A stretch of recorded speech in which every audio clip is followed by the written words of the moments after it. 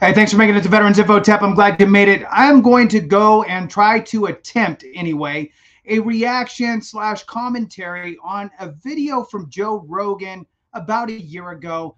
And, you know, it's one of those ones where the title kind of gets me. And so I wanted to share it with you here and kind of listen to what they say and see if I can add any 2 cents to it, see if we can uncover any nuggets and so forth. The title of the video is "The Problem with Veterans in the United States." So I'm curious, want to run through it. I've watched pieces of this in the past, but not the whole thing. So I wanted to go through it here with you today. So please hit the thumbs up, subscribe, share with a friend, all that good stuff. I truly appreciate it. Let's jump into it. And somebody who came from the military, like, I fit all the things. I'm a minority. I'm Asian. I'm half Korean. I'm a veteran. I'm 100% service-connected disabled. So I fit all the categories. What does that mean? 100%? So before we get into that, now he's talking about fitting all the categories, all that stuff. I'm just going to point out that being a veteran in general is already one of the protected classes. So, I mean, you can, I guess in today's world, you can have, you know, a protected class on top of a protected class on top of a protected class atmosphere, right? But the reality is that veterans are a protected class. Light green, dark green, medium green, all the greens, right? Or blues if you're in the Air Force or Navy, what have you. So we veterans are a protected class. He's jumping into now the 100% criteria aspect and the fact that he is a 100% permanent and total, although I think he says it the other way around, which is fine. So let's jump back into it. 100% service connected disabled. So it means it's called total and permanent, which I am. It means I'm a. So usually it's permanent and total, just throwing that out there. P and T. So Papa Tango. So P and T, permanent and total. So he's 100% permanent and total. Let's move on. 100% disabled, according to the Veteran Affairs Office, but also total and permanent, which means you can't, like right now, if a veteran is, let's say, 100% disabled or 90% disabled, it's a weird system. You go in and you get your annual checkup. They could evaluate you and reduce your overall compensation and say, you're not 90 now, you're 60.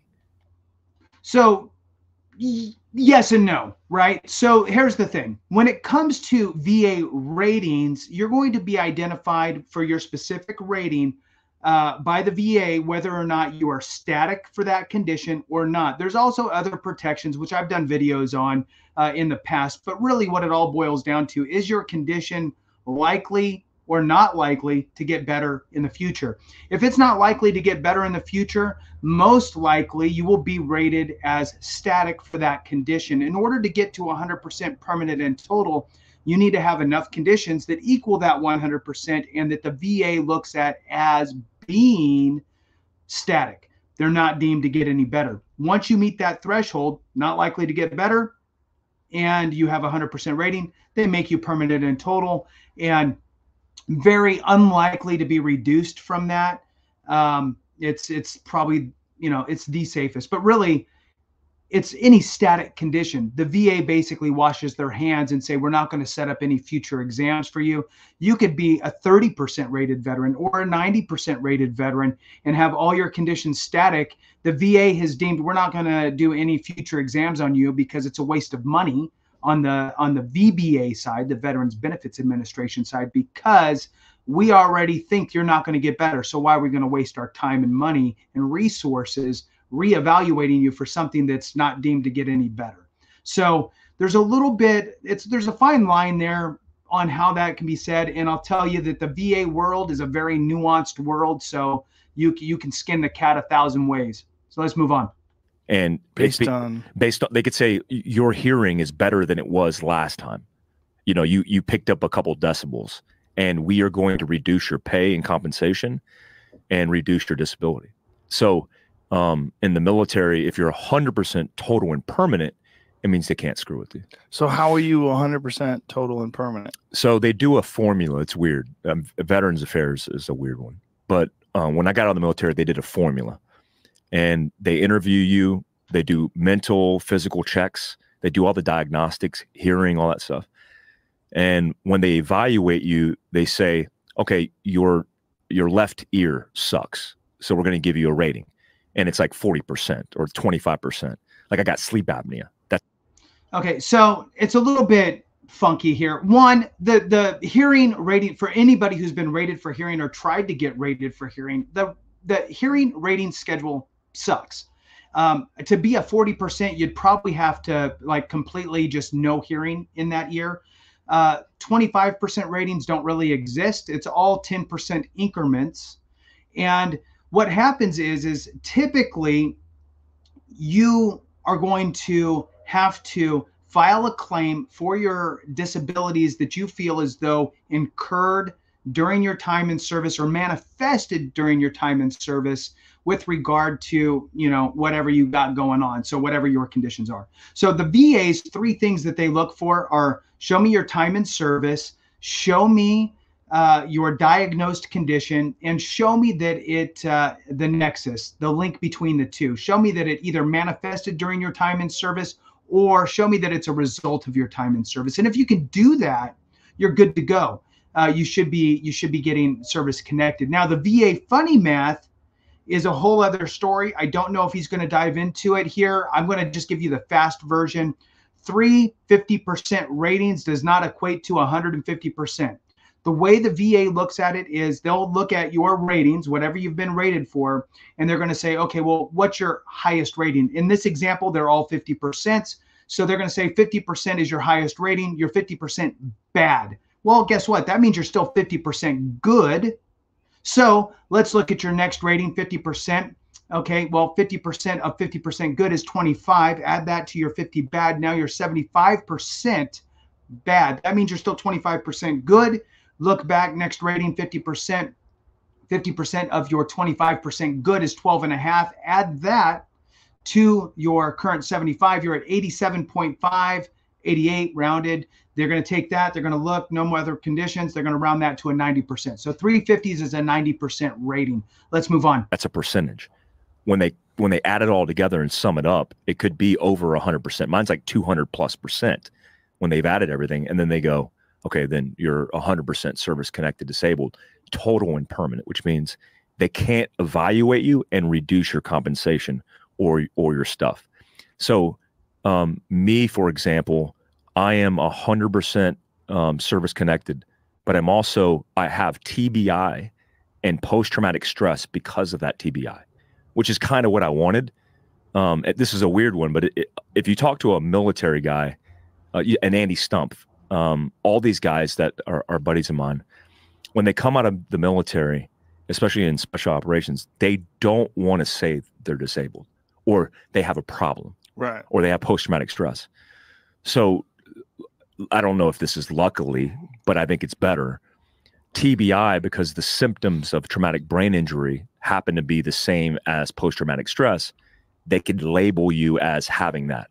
My concern, which is a concern even today, if they label me with PTSD and said, you're 100% connected because you have PTSD, we're going to take away your guns.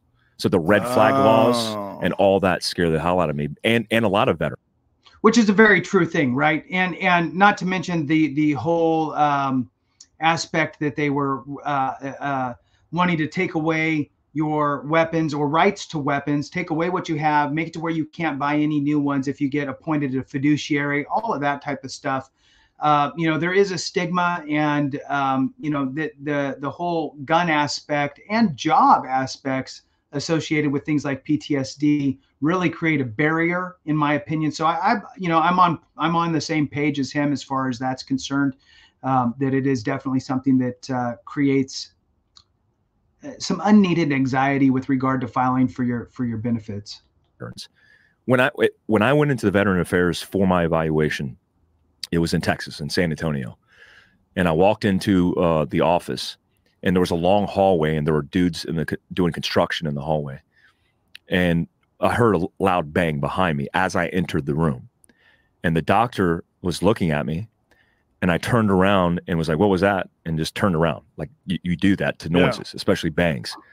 And I turned back around and she goes, a little jumpy, are we? And I was like, oh, shit. Christ. Like, here we go.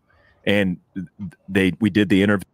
So funny. He's probably talking about the CMP exam. I mean, it's kind of what it sounds like, especially if it was, you know, whatever, 5, 10 years ago, or however many years ago, probably at the VA, going through to a CMP exam, but maybe not. Could be just a regular exam. But the thing is that, you know, we have really covered some of this CMP garbage, and some examiners that are just garbage as well. So really, the point here is be prepared for your CMP exam, is what my mind's thinking. View, and they ask questions like, have you been in combat? Yes. Have you killed people? Yes. Have you seen dead bodies? Yes. How many dead bodies have you seen? Hundreds. Well, we find that hard to believe. Like, what? Straight up. So the challenging whether or not a person who's actually been to combat, whether or not you've seen X amount of bodies. 100%. I find that hard to believe. 100%. Holy shit. The biggest. What does that feel like when someone's questioning you like that?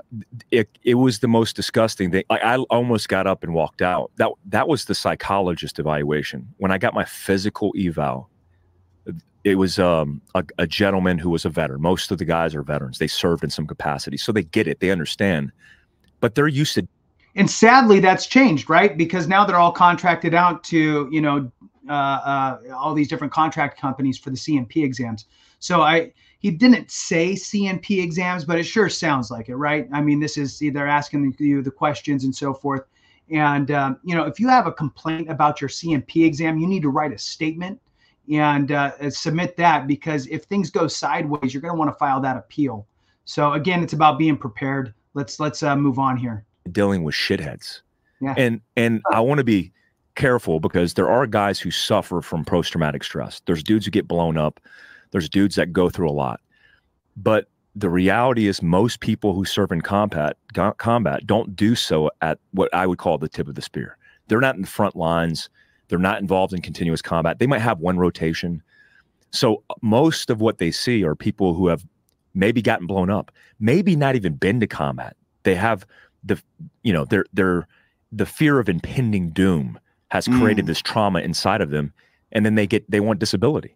And you know, I'm not judging, because some of those guys do. I know some of those guys, but they're not used to a guy who has an experience in combat where they volunteered for it, they wanted it, and they did years of it. So when I talked to the guy and he physically evaluated me, he's like, move your neck, because mobility is a part of the equation. And I couldn't move my neck a certain way. And he goes, I find that hard to believe. You can't move your neck more than that. I'm like, I'm injured. And he goes, well, let's talk about the history of where you've been. And I started lining out my combat time. And he's like, oh, this is different. He goes, well, who'd you serve with? And I was like, I was a Green Beret. I'm like, oh, okay. So how many years in combat? Yeah, 4 years in combat. Oh, okay. Well, this is different. And he almost like shifted and almost apologized to me, because he's like, hey man, I'm used to seeing garbage. Okay, so they're used to people that are trying to like kind of scam the system. So now they're talking about scamming the system, and I'll tell you that I'm going to have a twofold kind of response to that. One, you know, there's going to be scammers everywhere, sadly, right? There's going to be veteran scammers out there trying to scam the system and lie and all that stuff, and hopefully get caught. On the other hand, especially I think in today's world where everything's contracted out, I don't think that, and this is just my own opinion, I don't think that the CMP examiners are just, I don't think that they're fully aware of how the laws are with relation to disability compensation, right? Essentially, you could join the military, you can come down with a condition that the military didn't really cause. It just showed up while you were serving. That's a service connectable condition, and you're not scamming the system by wanting to get service compensation for that, right? So I think that a CNP examiner may not fully understand how the laws work with regard to your conditions. In other words, I joined the Marine Corps in whatever year, a couple years later, I started getting migraines. Well, I don't know, it just happened. And then I moved on, right? There was no real causation. It just showed up. It manifested during my time in service. And that is enough to be able to seek out service connection for that condition, migraines. So I can personally see how a CMP examiner who's not fully aware of how it works go, well, the military didn't cause that to you. You didn't illustrate any way in which the military caused it. You were probably predisposed to it, and it just happened. So I don't know. That's you're trying to skirt the system or something. So I think that there could be some weight there that we also need to be aware of as well.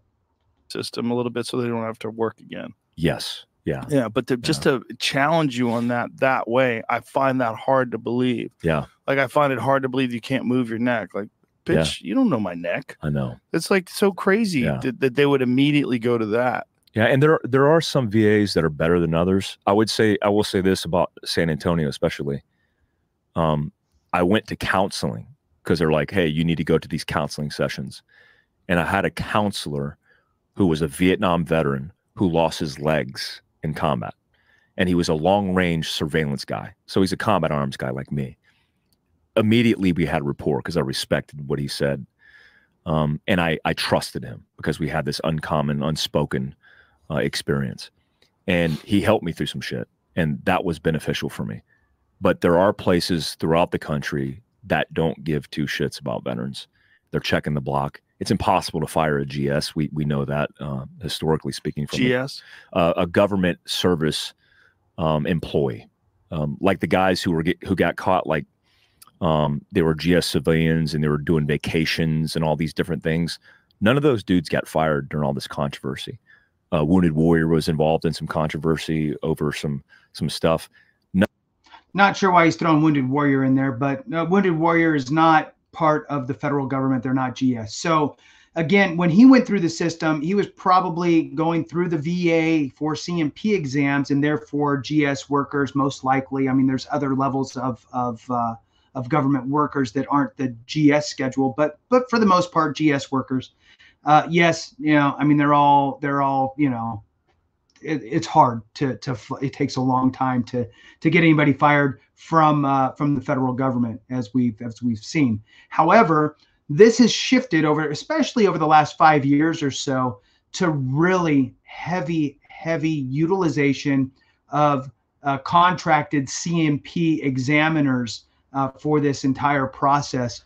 Essentially, the VBA, the Veterans Benefits Administration, where you filed for your disability compensation, has utilized these civilian contractors to provide the CMP exams, thus eliminating the need for the VHA, the Veterans Healthcare Administration, to step in to fill that role and let them focus on care of veterans instead of CMP exams. Right or wrong, it is what it is, and that's where we're at today. So there has been a little shift. Let's move on. None of these guys in the GS realm, when it comes to veteran affairs, the system, are being held accountable. And so the system's still broken. I mean, I went there recently and was dumbfounded. Every time I go in there, it's depressing because they're not doing a good job. I just would imagine how infuriating it would be for someone to tell you that they find it hard to believe how many bodies you've seen. Yeah. Yeah. And so if they're used to seeing 99.9% of the people they talk to are saying, I've never seen a dead body, or I saw one. And I say hundreds. I get it. These people are like, they're like, what? That's impossible. But I would say there's a big discrepancy of understanding of combat, period, and what the top 1% see. Why don't you? Absolutely. So, that's basically, the end of it now. So the big thing here is that there is a whole array of different avenues that your service may have taken you. And guess how much control you had over it? Really not much, right? Unless you went with like this guy, right? If you were going Green Beret, obviously, you're going to get to see more than your average Joe or Jane.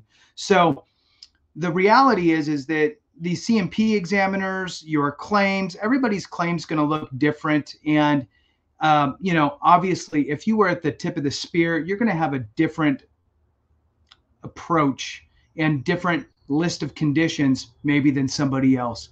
And I'll tell you, one of the things that I've seen is that usually, if you're the tip of the spear person, you are usually just filing for a few of the major things, and you're moving on, and that already got you to 100%. I will tell you, don't leave other stuff on the table. You never know when you might need to lean on it. And also, the thing that wasn't mentioned here, and it's not his fault, he probably just doesn't know, is that there is a whole other rating schedule called special monthly compensation that takes you far beyond what the 0 to 100% can take you. There's kind of 3 different versions of VA ratings, compensation, money in your pocket. One is the 0 to 100% schedule. 2 is the 0 through 100% schedule, which at 100%, then plus a little bit of special monthly compensation, kind of a hybrid. It's the 100% plus a little extra.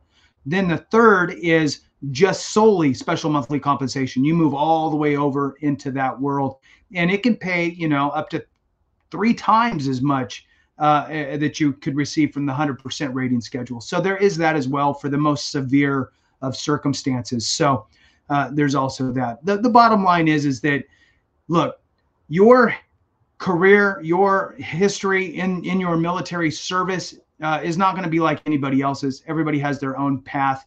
And within it, you're going to have different ailments and conditions in different situations. Some people are going to be more on the injury side. Some people are going to have diseases and illnesses that popped up during their time of service. Don't discount those. Don't feel guilty for filing those claims is really the point. And understand that your C&P examiner is seeing an array of people. So be prepared for your C&P exam. Utilize the schedule of ratings so you're prepared and you know what kind of questions they're going to be asking you and the answers that they're looking for. So with that, I really appreciate you. Thank you so much. I appreciate doing this for you, and we'll see you next time. Remember, if we don't take care of each other, something went wrong.